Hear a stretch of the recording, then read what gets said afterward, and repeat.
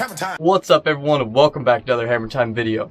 When it comes to sandpaper, you always want to really spend the least amount of money and just get the job done. New thing is it more expensive to buy the least expensive sandpaper than the most expensive sandpaper? Today, we're gonna find out. So when it comes to sandpaper, a lot of people will just go in the, like I used to do this as well, go and just get sandpaper in just a variety pack of 100 of them for 20 bucks on Amazon. That's what this Mestool sandpaper is.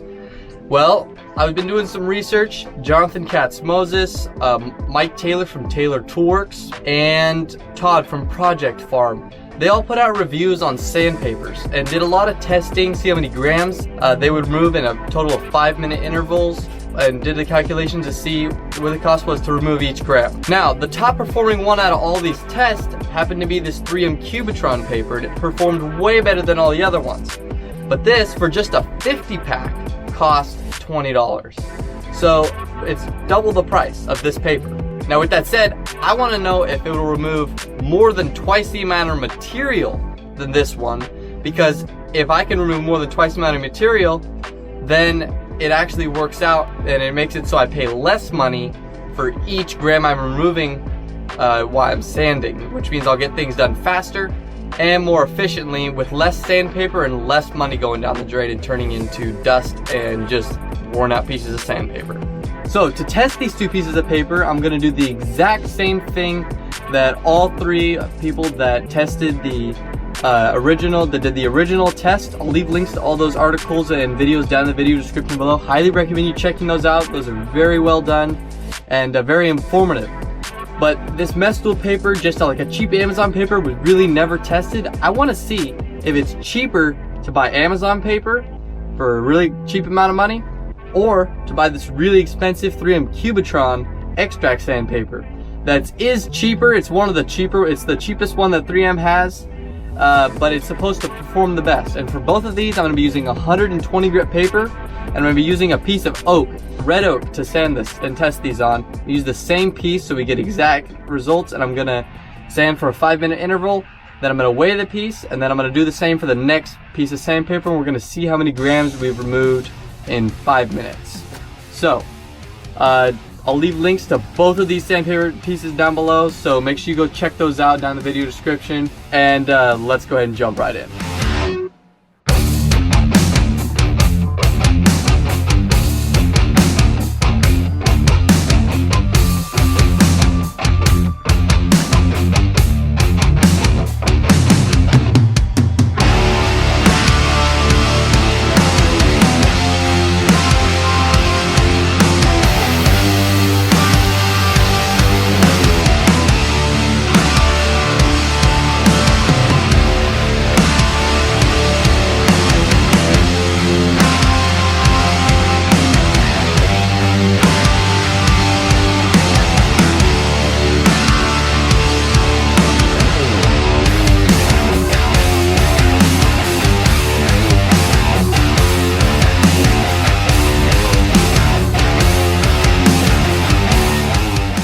Alright, so after my initial 10-minute rounds, the Mestool paper had removed 18 grams and the 3M paper had removed 26 grams. So not a huge difference there. And then I decided to take the skateboard blank because it's maple and it's glued up with epoxy, so it's really hard, and I decided to just push these to an endurance run and see how long they would last.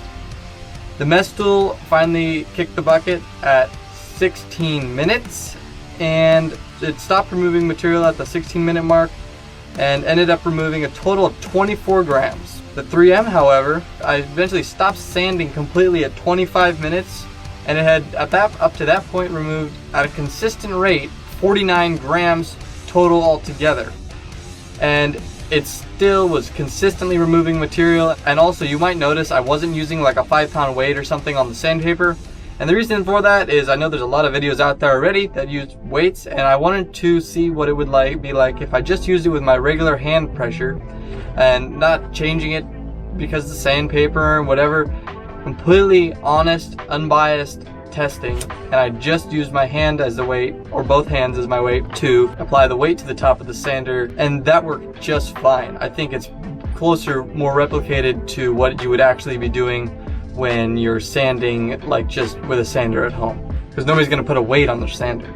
So the mesh tool paper is priced at 20 cents a disc. The 3M paper is priced at 40 cents a disc. So that would mean the 3M Cubitron would have to remove at least twice as much material to be cost effective. Well, if you look at the totals here, the mesh tool removed 24 grams and that was it.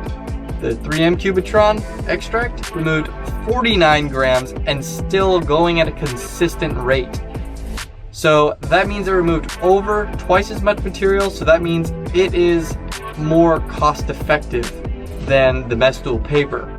So overall bang for your buck, you're definitely going to want to get this 3M Cubitron Xtract.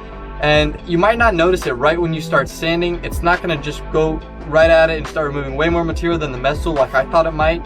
And most people they're thinking it might.